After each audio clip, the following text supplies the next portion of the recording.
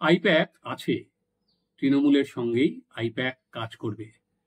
মমতা বন্দ্যোপাধ্যায় নেতাজি ইন্ডোরের সভায় পরিষ্কারভাবে সেই কথাটা জানিয়ে দিলেন। আইপ্যাক নিয়ে তৃণমূলের অন্দরে কাদা ছোড়াছুড়ি কম হয়নি। তৃণমূলের বিধায়ক, সাংসদ সবাই আইপ্যাককে মুখে যা এসেছে বলে গেছেন। এদিন মমতা বন্দ্যোপাধ্যায় যেটা পরিষ্কার করে বললেন যে আইপ্যাক কাজ করবে এবং প্রত্যেককে মিলেমিশে কাজ করার কথা বলেছেন। অর্থাৎ আইপ্যাকের সঙ্গে মিলে তৃণমূলের নেতারা যাতে মিলেমিশে কাজ করতে পারেন সেই বার্তা উনি দিয়েছেন। এর আগে আইপ্যাককে নিয়েই গোলমাল হয়েছিল, বেশি দিন আগের কথা নয়, খুব বেশি দিন হলে 15-20 দিন বা 1 মাস বড় জোর। মমতা বন্দ্যোপাধ্যায় সঙ্গে দলীয় বিধায়কদের বৈঠক হয়েছিল বিধানসভায়।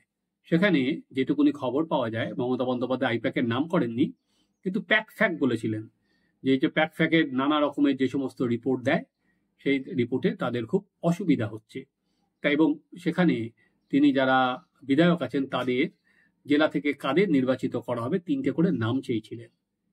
এবার মমতা বন্দ্যোপাধ্যায় আবার উনি সেই বক্তব্যের মমতা বন্দ্যোপাধ্যায় বেরোনোর পর মমতা বন্দ্যোপাধ্যায় কোনো সময় যেমন হ্যাঁও বলেননি এই মন্তব্য আমি করেছি, আবার নাও বলেননি, কেন ক্লোজ ডোরে উনি করেছিলেন সেটা বিধায়কদের সঙ্গে বৈঠকে। এবার সরাসরি উনি কিন্তু বললেন যে আইপ্যাক আছে এবং আইপ্যাক কাজ করবে।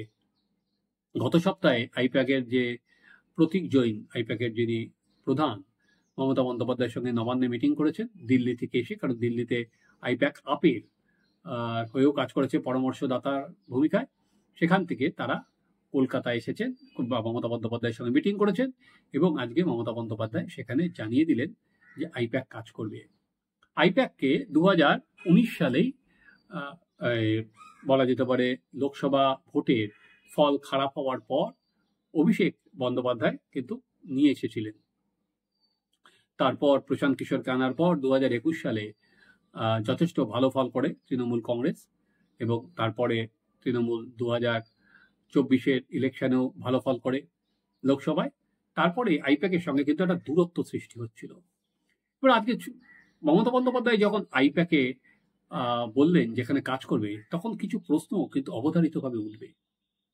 যে প্রশ্নটা তুলে দিয়ে গেছেন কামারহাটির বিধায়ক মদন মিত্র, তিনি পরিষ্কার বলেছেন মমতার ইমেজে কালি লাগিয়েছে আইপ্যাক।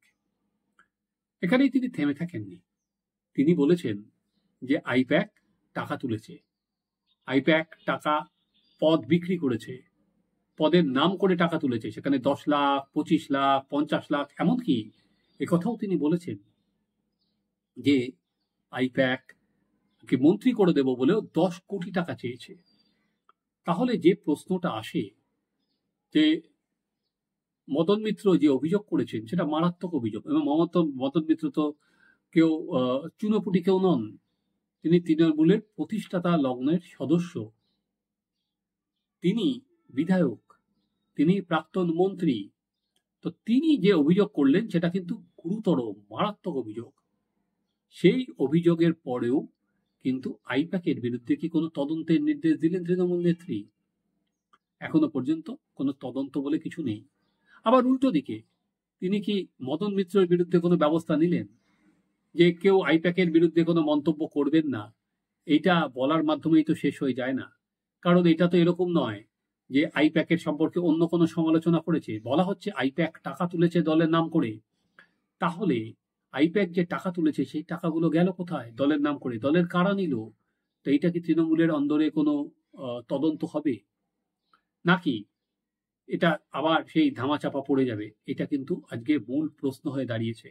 কারণ মমতা বন্দ্যোপাধ্যায় একবারও কিন্তু বললেন না যে আইপ্যাকের বিরুদ্ধে যে অভিযোগগুলো উঠেছে সেটা নিয়ে তদন্ত হবে, সেই কথাগুলো কিন্তু একবারও বললেন না। একবারও বললেন না যে যারা আইপ্যাকের বিরুদ্ধে আর কি ভুল কথা বলেছে বা আইপ্যাককে ছোট করেছে তাদের বিরুদ্ধে ব্যবস্থা নেওয়া হবে, সে কথাও তিনি বললেন না।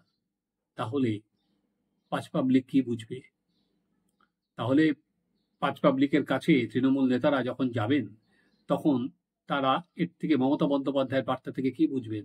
যে দলের একজন প্রাক্তন মন্ত্রী, সাংসদ কল্যাণ বন্দ্যোপাধ্যায়, তিনিও দেখলাম বলছেন আইপ্যাকের দরকার নেই, যে তারা যথেষ্ট, তাদের কারোর মাধ্যমের দরকার নেই, তারা রাজনীতিটা অনেক বেশি বোঝেন, তাহলে যারা সিনিয়র তাদের মমতা বন্দ্যোপাধ্যায়ের মাধ্যমে কি বোঝালেন যে আইপ্যাকের প্রয়োজন আছে?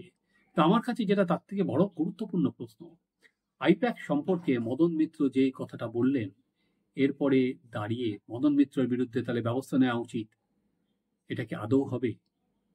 নাকি যে তৃণমূল কংগ্রেস থাকলে যে দুর্নীতি কথাটা আর নতুন কোনো বলা যেতে পারে অচ্ছুত শব্দ নয়, সেটা গা শোয়া হয়ে গেছে, সেটাই আর একবার না হলে প্রমাণিত হবে।